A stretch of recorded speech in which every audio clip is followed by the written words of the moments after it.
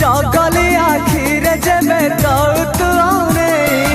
चाहाणी रे सब मन नौतु चोरे श्रावण हेबी तोर तुम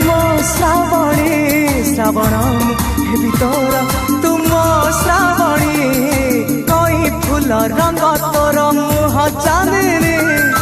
तो परी झियाटिए केबे देखी